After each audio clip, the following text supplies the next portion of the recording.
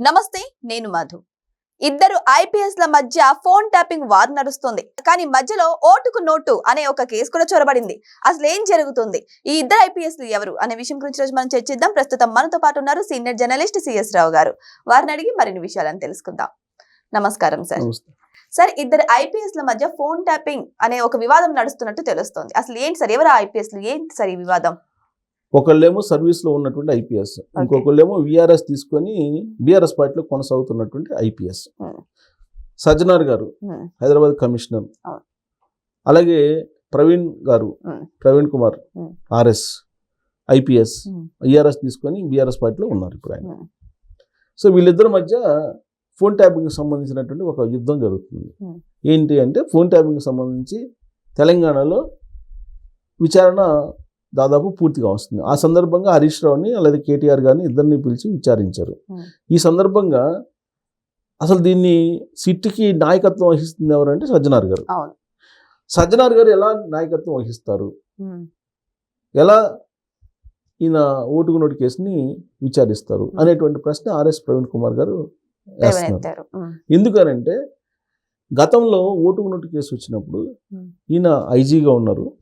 అప్పుడు ఆ కేసును విచారించాల్సినటువంటి ఆయన విచారించలేదు. ఇప్పుడు అసలు ఈ కేసును విచారించడానికి ఈయన అర్హత లేదు అని చెప్తాడు. అంటే ఓటుకు నోటు కేసుకి ఫోన్ ట్యాపింగ్కి లింక్ పెట్టాడు ఆర్ఎస్ ప్రవీణ్ కుమార్.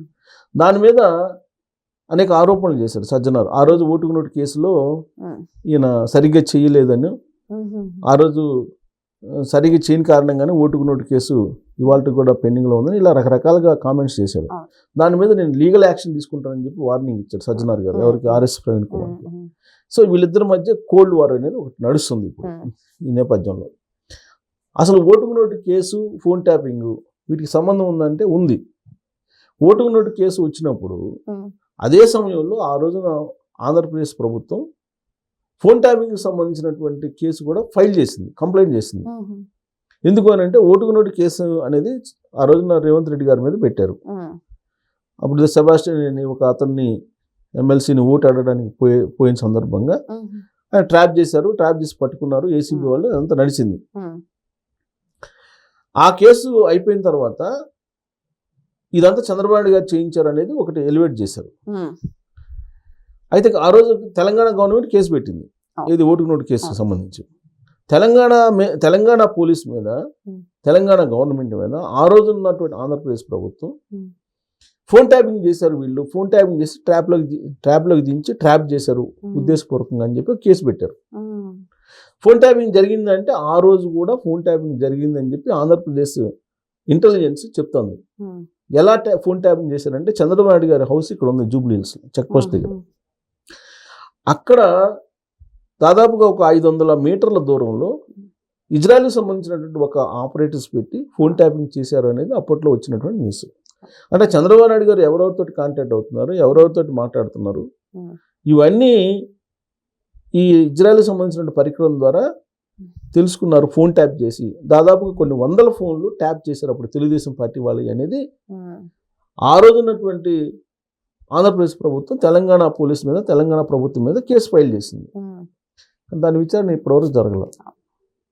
ఓటుకు నోటు కేసు మాత్రం విచారణ జరుగుతుంది, సుప్రీంకోర్టులో కూడా ఉంది. ఇవాళ కూడా అంచెలంచెలుగా విచారణ జరుగుతుంది. మరి ఫోన్ ట్యాపింగ్ కేసు ఆ రోజునే కనుక టేకప్ చేసినట్టయితే ఇవాళ ఈ పరిస్థితి వచ్చినది కదా. ఆ రోజు ఫోన్ ట్యాపింగ్కి సంబంధించి విచారణ ముందుకు వెళ్ళలేదు. కారణం ఏంది, చంద్రబాబు నాయుడు గారు హైదరాబాద్ నుంచి ఆయన అమరావతికి వెళ్ళిపోయారు. ఆ కేసు ఇన్వెస్టిగేషన్ చేయాల్సింది ఎవరు? కేసు పెట్టింది ఎవరు? ఆంధ్రప్రదేశ్ ప్రభుత్వం. ఇన్వెస్టిగేషన్ చేయాల్సింది ఎవరు? తెలంగాణ ప్రభుత్వం. తెలంగాణ పోలీసులు చేయాలి. మరి తెలంగాణ పోలీసులు చేస్తారా? ఆ రోజు గవర్నమెంట్లో కేసీఆర్ గారు ఉన్నారు. కేసీఆర్ గారు ఫోన్ ట్యాప్ చేయించి ఏం చేశారు? తన ప్రభుత్వాన్ని పడగొట్టబోయాడు చంద్రబాబు నాయుడు గారు అని చెప్పి ఒక స్లోగన్ తీసుకున్నారు. అందుకే చంద్రబాబు నాయుడు గారు ఇక్కడ ఉండకూడదు అని చెప్పి ఏదో సంథింగ్ వాళ్ళిద్దరి మధ్య జరిగింది. ఆయనేమో అమరావతికి వెళ్ళిపోయారు, ఈయనేమో ఇక్కడ తెలంగాణలో పరిపాలన సాగించి 2023 దాకా ఉన్నారు. సరే, ఆ రోజు ప్రారంభించినటువంటి ఫోన్ ట్యాపింగ్ని ఆపారా కేసీఆర్ గారు అని అంటే ఆపలా. ఆపకుండా ఏ స్థాయికి వెళ్ళారు? హరీష్ రావు గారి ఇంట్లో హరీష్ రావు గారి ఫోను, ఇంట్లో వాళ్ళ ఫోన్లు ట్యాప్ చేశారనేటువంటి న్యూస్ వచ్చింది. కేటీఆర్ గారి ఫోన్ ట్యాప్ చేశారనేటువంటి న్యూస్ వచ్చింది. కవిత గారు ఏం చెప్తున్నారు? అసలు అల్లుడి ఫోన్ ఎవడన్నా ట్యాప్ చేస్తాడా, ఇంతకన్నా దారుణం ఉందా అని చెప్పేసి ఆవిడ అంటున్నారు. అంటే ఇంట్లో వాళ్ళని కూడా వదిలిపెట్టకుండా ఫోన్లు ట్యాప్ చేశారు. ఎందుకు చేశారు, ఎవరి కోసం చేశారు? ఇంతమంది సెలబ్రిటీస్ ఫోన్లు ట్యాప్ చేశారు, జడ్జెస్ ఫోన్లు చేశారు, జర్నలిస్టుల ఫోన్లు ట్యాప్ చేశారు, బిజినెస్ పీపుల్ ఫోన్ ట్యాప్ చేశారు, కొన్ని వేల మంది ఫోన్లు ట్యాప్ చేశారు. విచిత్రంగా రాధాకృష్ణ గారు ఇవాళ వీకెండ్ లో ఒక పాయింట్ మెన్షన్ చేశారు. కేసీఆర్ గారి ఫోన్ కూడా ట్యాప్ చేసి ఉండొచ్చు కదా పోలీసులు. అంటే ఏదో సరదాగా అసలు ఈయన ఏం మాట్లాడతాడు, ఎవరెవరితో మాట్లాడుతున్నారు అని చెప్పి వినుండొచ్చు కదా అనే ఒక అనుమానాన్ని అట్లా రేకెత్తిచ్చాడు ఆయన. ఎందుకంటే ఇంతమంది ఫోన్లు ట్యాప్ చేసినప్పుడు ఆ ట్యాప్ చేసినటువంటి వాళ్ళు సరదాగా వింటుంటారు కదా. ఇప్పుడు లేదంటే ఇంట్లో ఆడవాళ్ళు మాట్లాడుకున్నాయి, ఇవన్నీ అవసరం ఉంది వాళ్ళకి. అసలు వాళ్ళు మాట్లాడుకున్నవి కూడా ట్యాప్ చేసేసి వాళ్ళు వింటూ మొదలు పెట్టారు పోలీసులు. ఆ రోజు ఉన్నటువంటి ఎస్ఐబిలో ఉన్నటువంటి కొంతమంది పోలీసులు ఫోన్ ట్యాప్ చేసి ఎవరెవరు ఏం మాట్లాడుకున్నారు అనేది వినడం మొదలు పెట్టారు. ఇప్పుడు నిజంగా పొలిటికల్ ఇంటెలిజెన్స్ అయితే ఓకే, ప్రభుత్వాలను పడగొట్టడానికి ఏదైనా ప్లాన్ చేస్తున్నారు, కుట్రపడుతున్నారంటే వాళ్ళు విన్నారు, అర్థం ఉంది. ఇంట్లో ఆడవాళ్ళు వాళ్ళు ఏం మాట్లాడుకుంటున్నారు, పర్సనల్ సెలబ్రిటీస్, హీరోయిన్స్ వాళ్ళు ఏం మాట్లాడుతున్నారు, ఎవరెవరితో మాట్లాడుతున్నారు, హస్కీగా మాట్లాడేటువంటి వాయిస్లు వింటాం, ఇవన్నీ చేశారని చెప్పి వాళ్ళు రాశారు ఆయన. సో కాబట్టి కేసీఆర్ గారు ఎవరితో మాట్లాడితే అది కూడా ఎందుకు ఇనుండొచ్చు కదా అని చెప్పేసి కూడా ఆయన అనుమానం వ్యక్తం చేశాడు. సో ఆ స్థాయిలో ఫోన్ ట్యాపింగ్ జరిగింది. విచిత్రమైన పరిణామం ఏంటంటే ఆర్ఎస్ ప్రవీణ్ కుమార్ గారు కూడా ఫోన్ ట్యాపింగ్ జరిగింది అని చెప్పేసి బీఆర్ఎస్ పార్టీలో చేరక ముందు చేసినటువంటి ఆరోపణ.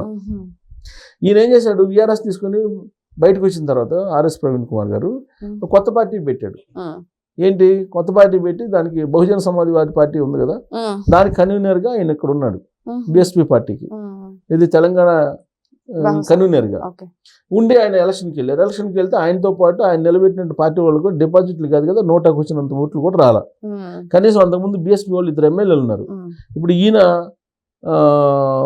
టేకప్ చేసిన తర్వాత కనీసం డిపాజిట్లు కాదు, నోటాకు వచ్చిన ఓట్లు కూడా రాలా. అంతకుముందు బిఎస్పీ గెలిచారు యాక్చువల్గా. ఇక్కడ 1-2 ఎమ్మెల్యేలు ఉన్నారు. నిజంగా కూడా ఆయన సుదీర్ఘంగా ఐపీఎస్ చేశారు, ప్లస్ గురుకులాలకు సంబంధించినటువంటి ఇన్ఛార్జిగా పనిచేశారు. ఆయన సెక్రటరీగా అనేది పనిచేశారు. స్వారోస్ అనేటువంటి ఒక పెద్ద వింగ్ని తయారు చేశారు. ఆర్ఎస్ఎస్ ఏ విధంగా బీజేపీ పనిచేస్తుందో స్వారోస్ ఆ విధంగా పనిచేశారు వాళ్ళకి. ఆ విధంగా పనిచేయాలని చెప్పేసి ఆయన ఒక సిస్టమ్ కూడా ఏర్పాటు చేసుకున్నారు. ఇంత చేసినప్పటికి కూడా రాజకీయాల్లో ఆయన జీరో. సీన్ కట్ చేస్తే ఎవరి మీద అయితే వ్యతిరేకంగా నేను పోరాడాలనుకుంటున్నానో అని చెప్పాడు, వాళ్ళ పార్టీలోనే మళ్ళీ చేరాడు ఆయన, బీఆర్ఎస్ పార్టీలోనే. బీఆర్ఎస్ పార్టీ వాళ్ళు దోచుకుంటున్నారు రాష్ట్రాన్ని అని చెప్పి అదే పార్టీలో మళ్ళీ ఆయన చేరారు.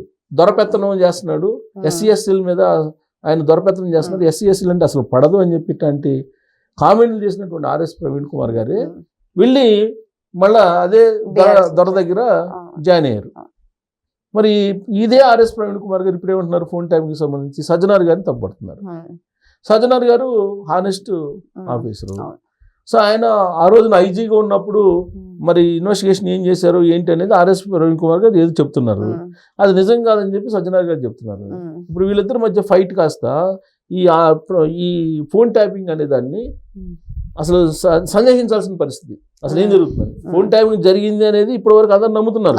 అవును, జరిగింది కదా, ఎందుకు శిక్షించలేదు అంటున్నారు. ఇప్పుడు ఆర్ఎస్ ప్రవీణ్ కుమార్ గారు సజ్జనార్ మీదనే ఇప్పుడు ఆరోపణలు వ్యక్తం చేస్తూ మాట్లాడుతున్నప్పుడు అబ్బా ఫోన్ ట్యాపింగ్ లో ఏదో ఉంది సంథింగ్ అని చెప్పి ఒక భావన వచ్చేలాగా ఆ కేసు సీరియస్నెస్ తగ్గించేలాగా ఇప్పుడు ప్రయత్నం చేస్తున్నారు. సో కాబట్టి ఆ క్రమంలో వీళ్ళిద్దరి మధ్య ప్రచార యుద్ధం జరుగుతుంది, ఇద్దరు ఐపీఎస్ల మధ్య. బహుశా సజ్జనార్ గారు సీరియస్గానే తీసుకున్నట్టున్నారు. కాబట్టి ఆర్ఎస్ ప్రవీణ్ కుమార్ గారు ఇంకో స్టెప్ వేస్తే కనుక, సజ్జనార్ గారు ఇంకో స్టెప్ వేస్తే అది ఒక కొత్త టర్నింగ్ తీసుకునే అవకాశం ఉంది ఫోన్ ట్యాపింగ్ కేసు. సో ఏదేమైనా సరే ఈ ఫోన్ ట్యాపింగ్ కేసు విషయమై ఇక్కడ ఇద్దరు ఐపీఎస్ల మధ్య చాలా పెద్ద అంతర్యుద్ధమే జరుగుతుందని చెప్పొచ్చు. మరి ఈ యుద్ధం తారస్థాయికి చేరుతుందా లేదా, లేకపోతే ఇక్కడతోనే ఆగిపోతుందా అనేది కూడా మనం అంతా వెయిట్ చేసి చూడాల్సిందే. Thank you so much. Thank you.